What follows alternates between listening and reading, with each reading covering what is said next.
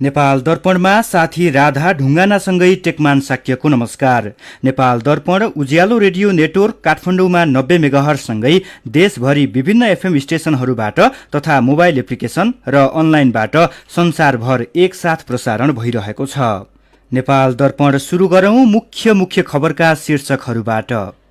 नेपाललाई तत्काल 10 lakh dose corona विरुद्धको खोप उपलब्ध गराउने चीनको घोषणा। खोप खरिदमा सहजीकरण गरिदिन भारतीय समकक्षीलाई राष्ट्रपति भण्डारीको पत्र। गएको 24 घण्टामा कोरोना संक्रमित हुने भन्दा निको हुनेको संख्या धेरै। जटिल खालको संक्रमण बढ़िरहेकाले आत्मबल बढियो बनाउन र जथाभावी औषधि नखान डाक्टरको सुझाव। मुख्य कुरा चाहिँ अनावश्यक औषधिहरूको सेवन गर्नु भएन, तनाव लिनु भएन, लक्षण अनुसारको उपचार गर्नु पर्यो। लक्षण बढ्दै गयो भने स्वास्थ्य कर्मीको परामर्श लिन जानु।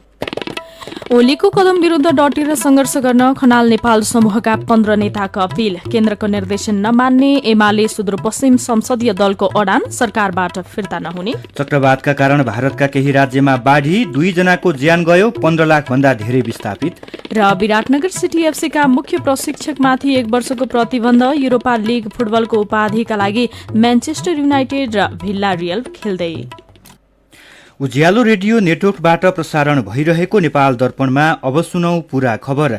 नेपाललाई तत्काल 10 लाख डोज कोरोना विरुद्धको खोप उपलब्ध गराउने चीनले घोषणा गरेको छ। राष्ट्रपति विद्यादेवी भण्डारी र चीनिया राष्ट्रपति सी जिनपिङ बीच टेलिफोन वार्ताका क्रममा चीनले नेपाललाई 10 लाख डोज खोप उपलब्ध गराउने घोषणा गरेको हो। नेपालका लागि चीनिया राजदूत हौ यान्सीले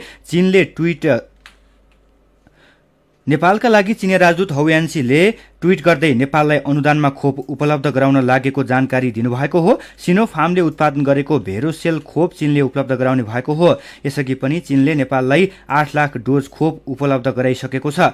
राष्ट्रपति भण्डारीले आज एकै दिन 2 छिमेकी देशका समकक्षीसँग खोप उपलब्ध गराउन आग्रह गर्नुभएको थियो। राष्ट्रपति भण्डारीले चीनिया राष्ट्रपति जिनपिङसँग झण्डै पौने 1 घण्टा टेलिफोनमा कुराकानी गर्नुभएको थियो। यस्तै राष्ट्रपति भण्डारीले आज नै भारतीय समकक्षी रामनाथ कोविन्दलाई पनि पत्राचार गर्दै खोप आपूर्तिका लागि विशेष पहल गरिदिन आग्रह गर्नुभएको छ। कूटनीतिक माध्यम मार्फत भारतका राष्ट्रपति कोविन्दलाई नेपालमा खोप उपलब्ध गराउनको लागि पहल गर्न आग्रह गरेको राष्ट्रपति भण्डारीको सचिवालयले जनाएको छ। पत्रमा राष्ट्रपति भण्डारीले नेपालको कोरोना भाइरसको रोकथाम र नियन्त्रणमा भारतले गरेको सहयोगलाई लिएर धन्यवाद दिँदै तत्काल खोप उपलब्ध गराउन पहल गरिदिन आग्रह गर्नुभएको हो। यसैबीच नेपालमा कोरोना महामारीको दोस्रो लहर प्रवेश गरेको भन्दै सरकार सहित नेपालका राजनैतिक दलहरूले छिमेकी देश चीन समक्ष सहयोगको अपेक्षा गरेका छन्। चिनिया कम्युनिष्ट पार्टी सीपीसीले बेजिङबाट आयोजना गरेको भर्चुअल बैठकमा सत्तारूढ दल लगायत सबैजसो राजनैतिक दलका नेताहरूले चीनको महामारी नियन्त्रणमा प्राप्त सफलताको प्रशंसा गर्दै चीनबाट स्वास्थ्य सामग्रीका लागि ठूलो अपेक्षा गरिरहेको बताएका हुन्। बैठकमा सीपीसीका अन्तर्राष्ट्रिय विभाग प्रमुख सोङ थाओले कोरोना महामारी विश्वव्यापी संकट भएको भन्दै सबै देश मिलेर सामना गर्नुपर्ने बताउनुभयो। जवाफमा बोलेका नेपाली नेताहरूले महामारी नियन्त्रणमा चीनले ठूलो सफलता पाएको भन्दै नेपालको स्वास्थ्य अवस्था नाजुक भएको स्वीकार गरेका छन्। साथै उनीहरूले मौखिक रूपमा चीनबाट ठूलो सहयोगको आशा गरिरहेको दोहोर्याएका थिए। यस्तै नेपालको पछिल्लो राजनीतिक घटनाक्रमलाई भारतीय विदेश मन्त्रालयले आन्तरिक मामिला भनेको छ। आज भारतीय विदेश मन्त्रालयका प्रवक्ता अरिन्दम बागसीले विभिन्न सञ्चार माध्यमबाट सोधिएको प्रश्नको उत्तर दिँदै नेपालको पछिल्लो घटनाक्रमलाई भारतले आन्तरिक मामिलाका रूपमा हेरेको बताउनु भएको हो। त्यस्तै नेपालले अहिलेको समस्या आफै समाधान गर्नुपर्ने पनि भारतीय विदेश मन्त्रालयको भनाइ छ। त्यस्तै एक छिमेकी देश भएका नाताले भारतले सधैँ नेपालको प्रगति, शान्ति, स्थिरता र विकासको यात्रामा समर्थन गर्ने पनि विदेश मन्त्रालयले उल्लेख गरेको छ। पछिल्लो समय नेपालको राजनीतिक मामिलामा भारतीय हस्तक्षेप रहेको भन्ने धारणा विकास भएको समयमा भारतीय विदेश मन्त्रालयद्वारा स्पष्टीकरण बाहिरिएको हो। आज कोरोना संक्रमित हुने भन्दा निको हुनेको संख्या धेरै छ। गएको 24 घण्टामा देशभर थप 6,714 जनामा कोरोना भाइरस संक्रमण पुष्टि भएको छ भने 6,716 निको भएका छन्। अहिले कोरोना मुक्त हुने दर 76.9% पुगेको छ। स्वास्थ्य तथा जनसंख्या मन्त्रालयका अनुसार 19,023 जना पीसीआर र 322 जनाको एन्टिजन परीक्षण गर्दा 6,714 जनामा संक्रमण पुष्टि भएको हो। यस्तै गएको 24 घण्टामा काठमाडौँ उपत्यकामा 1,000 1493 जनामा कोरोना भाइरसको संक्रमण पुष्टि भएको छ। काठमाडौँमा 1139, ललितपुरमा 241 र भक्तपुरमा 113 जनामा कोरोना संक्रमण पुष्टि भएको हो। यस्तै थप 145 जनाको कोरोनाका कारण ज्यान गएको छ। यसैबीच स्वास्थ्य तथा जनसंख्या मन्त्रालयले अक्सिजन सिलिन्डरहरू समयमा फिर्ता गर्न आग्रह गरेको छ। समयमा सिलिन्डर फिर्ता नहुँदा अवस्था झनै विकराल बन्दै जाने भएकाले समयमै सम्बन्धित उद्योगहरूमा फिर्ता गर्न आग्रह गरिएको हो। अक्सिजन सिलिन्डर त्यसै थन्क्याएर राख्दा अस्पतालमा सघन उपचाररत संक्रमितलाई अप्ठ्यारो हुन जाने भएकाले यो विषयमा सबैलाई संवेदनशील बनिदिन पनि स्वास्थ्य मन्त्रालयले आग्रह गरेको छ। यस्तै एउटा उद्योगका अक्सिजन सिलिन्डर अन्तप्रयोग हुने क्रम बढिरहेको र त्यसो नगर्न मन्त्रालयले आग्रह गरेको छ। व्यक्तिगत आइसोलेसन केन्द्र र अस्पतालमा प्रयोगका लागि लगिएका अक्सिजन सिलिन्डर समयमा नै अक्सिजन उत्पादक कम्पनी तथा अस्पतालहरूमा पुर्याउन मन्त्रालयको आग्रह छ। केही दिन यता कोरोना संक्रमणबाट निको हुनेको संख्या बढ्दै गए पनि जटिल खालका कोरोना संक्रमितको संख्या दैनिक बढ्दो छ। आईसीयू र भेन्टिलेटरमा भर्ना हुनेको संख्या बढ्दै गएको स्वास्थ्य तथा जनसंख्या मन्त्रालयको तथ्याङ्कले जनाउँछ।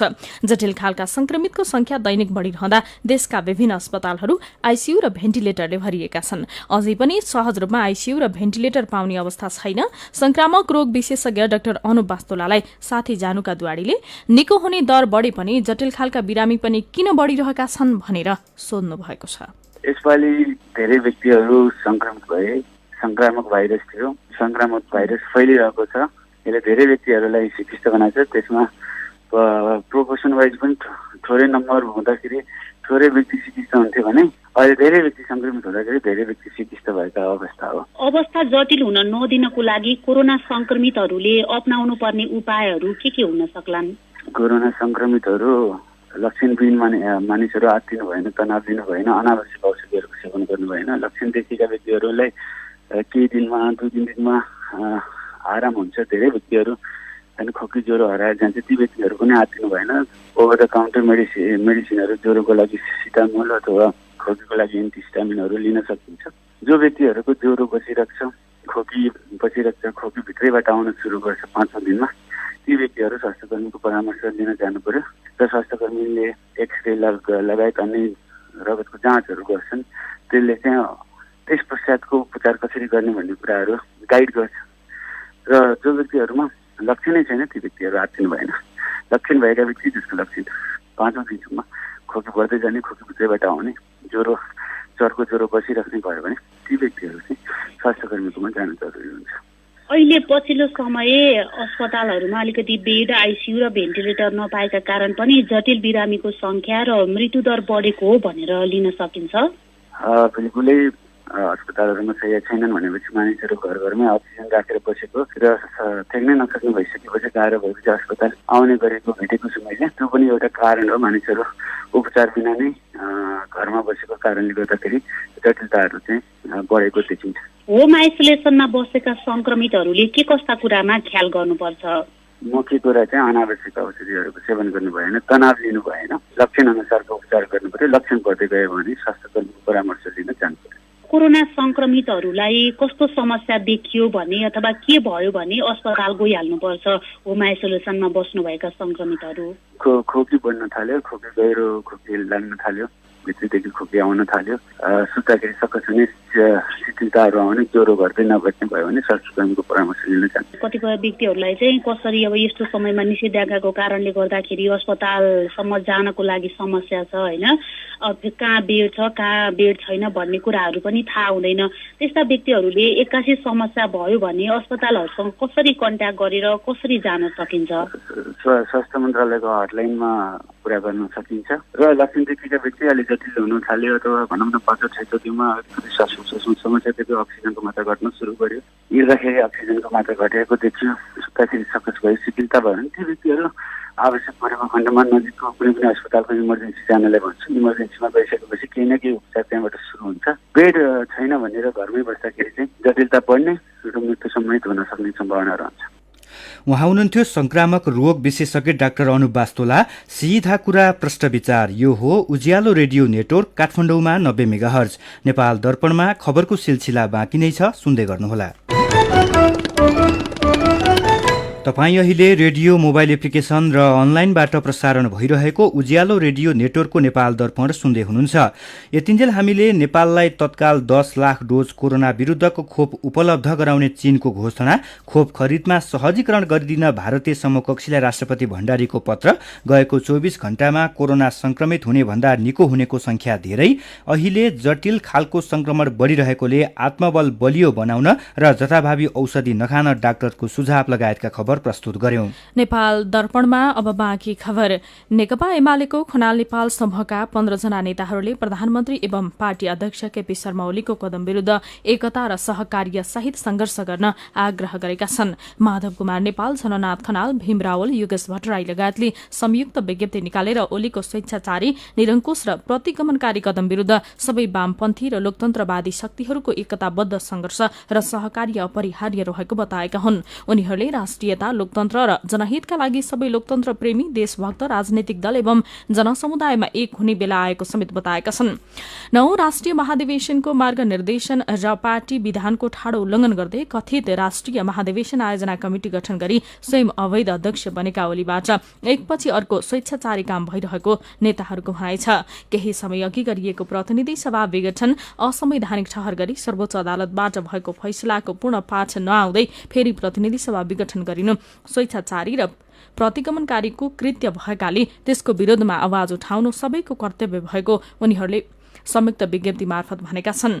झलनाथ खनाल, माधव कुमार नेपाल, युवराज गेवाली, अष्टलक्ष्मी साक्य, भीम रावल, घनश्याम भूषाल, भीम आचार्य, गोकर्ण विष्ट, योगेश भट्टराई, सुरेन्द्र पाण्डे, मुकुन्द न्यौपानी, रघुजी पन्त, बेदुराम भूषाल र पदिन स्थायी कमिटी सदस्य द्वय अमृत कुमार भोरा र प्रमेश हमालले संयुक्त विज्ञप्ति जारी गरेका हुन्। यसैबीच नेकपा एमाले थप 12 जना नेताहरूलाई 24 घण्टे स्पष्टीकरण पत्र पठाएको छ। अस्ति बसेको नेकपा स्थायी कमिटी बैठकले 11 जनालाई पार्टीको साधारण सदस्यबाट नै निष्कासन गर्ने र अरू 12 जनालाई स्पष्टीकरण सोध्ने निर्णय गरेको थियो।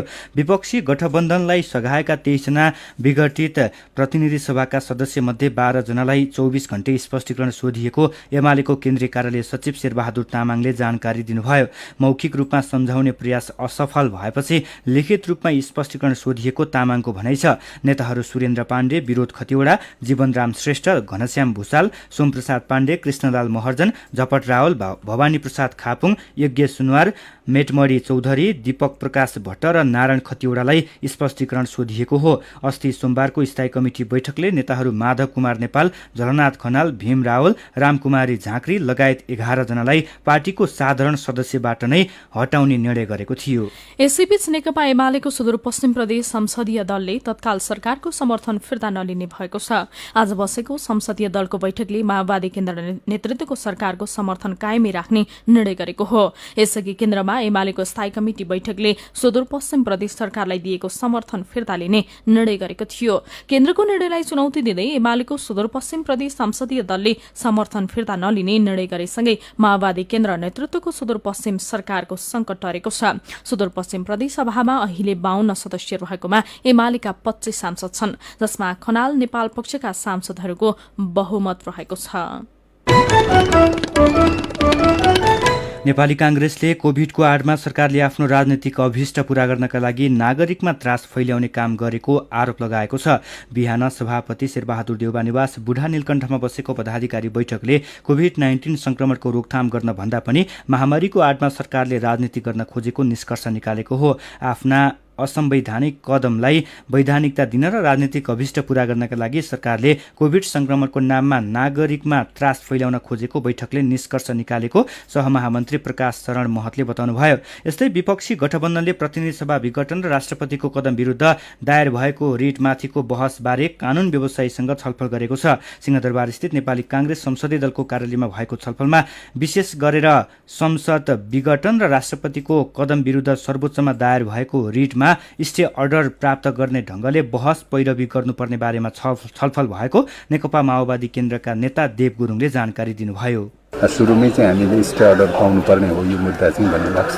अनि स्टे अर्डर लिएर आउनका लागि नै चाहिँ प्रयास गर्नु पर्यो, पहल गर्नु पर्यो भन्ने कुरा लाग्छ। न्यायपालिकाको स्वतन्त्रता, कानुनी सर्वोच्चता, विधिको शासनको सर्वोच्चता, न्यायपालिकाको स्वतन्त्रताको मान्यता प्रतिकूल ढङ्गले चाहिँ कसैले पनि केही गर्नु हुँदैन भन्ने लाग्छ।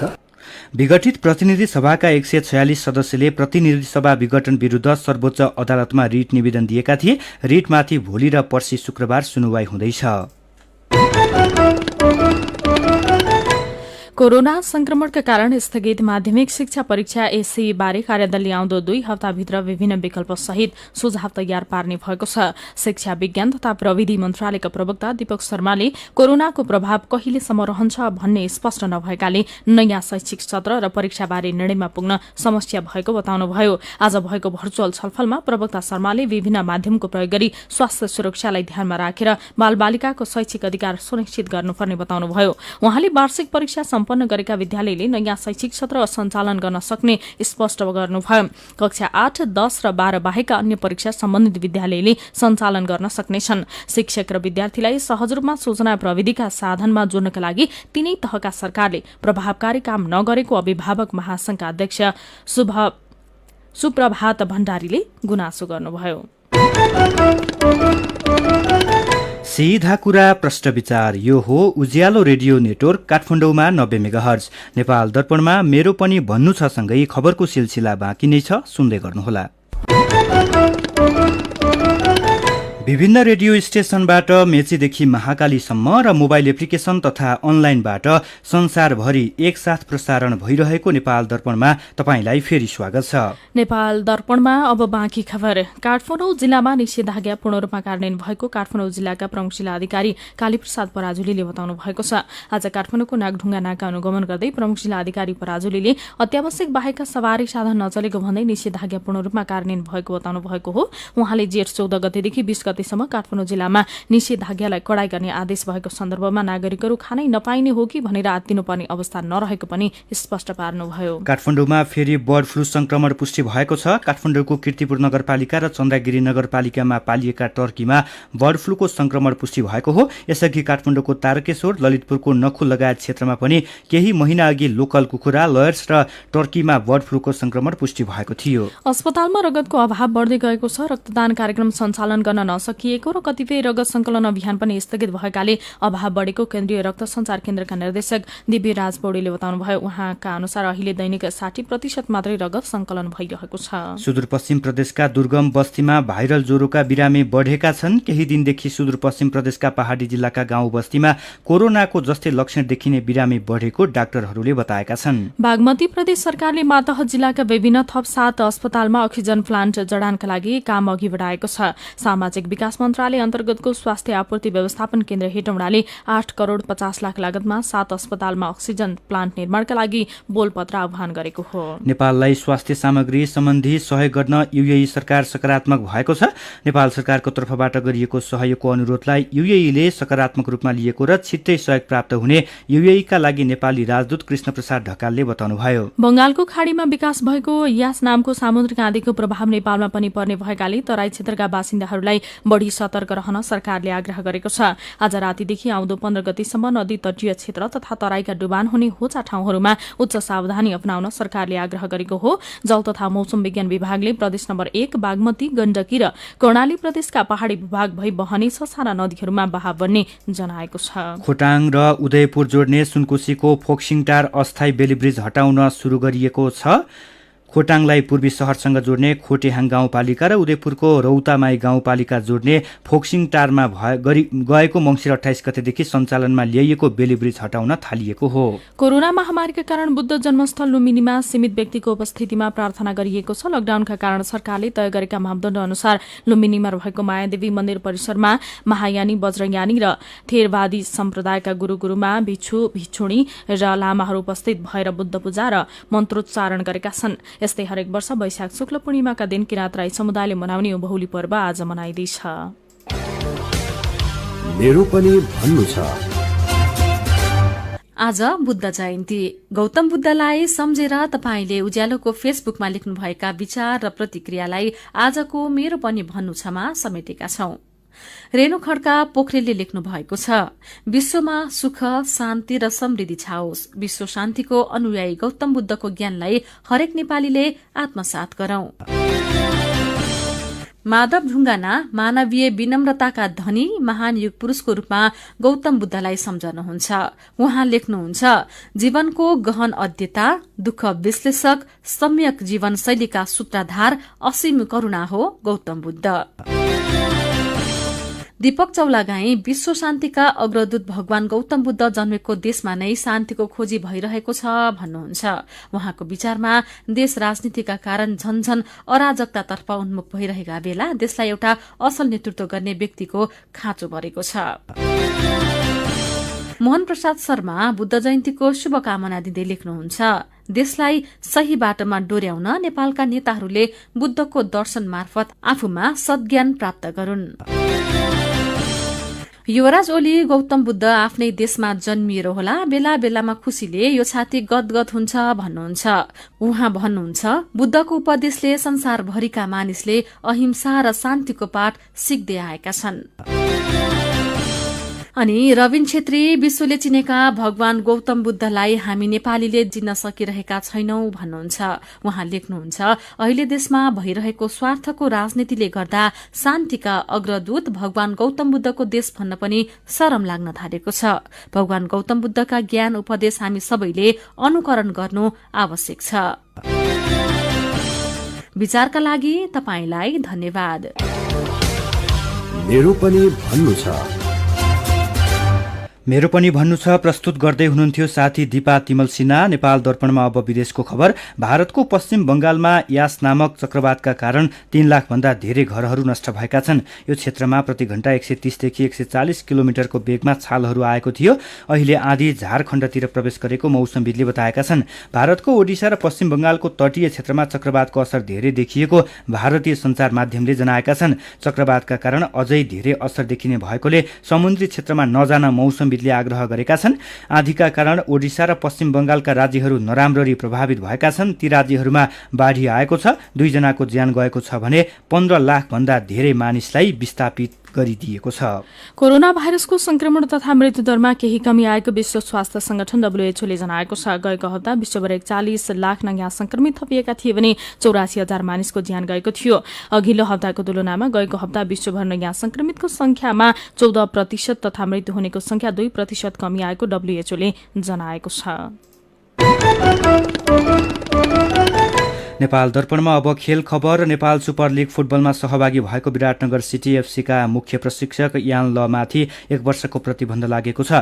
आयोजक नेपाल स्पोर्ट्स म्यानेजमेन्ट कम्पनीले प्रतियोगिताको आचार संहिता उल्लङ्घन गरेको भन्दै प्रतिबन्ध लगाएको जनाएको छ। ललितपुर सिटी विरुद्धको खेलमा रेफ्री विरुद्ध आक्रोश पोख्दै भारतीय प्रशिक्षक यान र अफिसियलले खेल अवरुद्ध गर्दै खेलाडीलाई मैदान छाड्न लगाएका थिए। युरोपा लिग फुटबलको उपाधिका लागि आज म्यानचेस्टर युनाइटेड र भिल्ला रियल खेल्दैछन्। खेल राति पाउने 1 बजे शुरू हुनेछ। म्यानचेस्टर युनाइटेडले पछिल्लो 4 वर्ष यता कुनै पनि उपाधि जित्न सकेको छैन। भिल्ला रियललाई हराएर युनाइटेड उपाधिको खडेरी तोड्न चाहन्छ। भिल्ला पनि पहिलो पटक युरोपा लिग जित्ने योजनामा छ।